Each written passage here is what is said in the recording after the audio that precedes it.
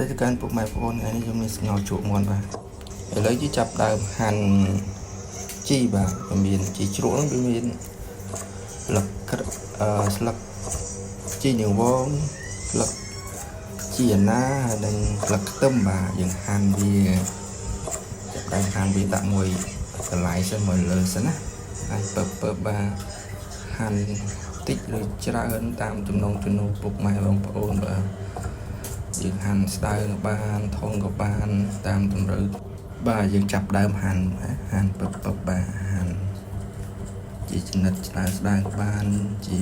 ធំក៏បានតាមចំណងចំណូលពុកម៉ែបងប្អូនបាទយើងហាន់គ្រឿងយើងហាន់ទុកមកលើសិនឥឡូវយើងចាប់ដើមហាន់គួយឆ្មា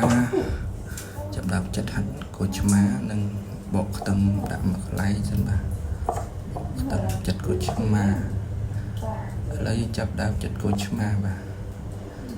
ចិត្តដាក់មកកន្លែងសិនចិត្ត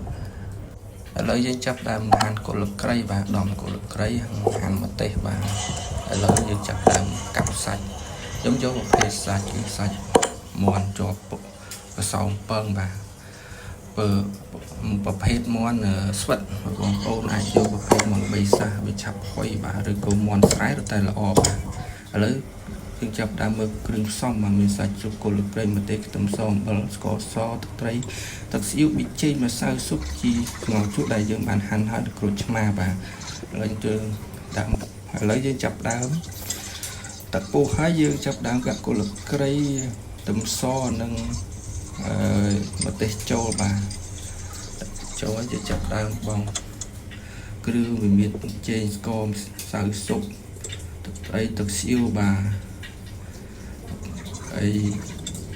យើងចាប់ដើមដាក់គ្រឿងសពគ្រឿងហើយយើងដាក់បងសាច់បាទបងសាច់ចូលដាក់បងសាច់ទៅបាទបងសាច់ឲ្យទឹកពុះបាទមើល10សិនទឹកពុះហើយបាទតបទឹកពុះហើយខុសបាទឆ្អិនមក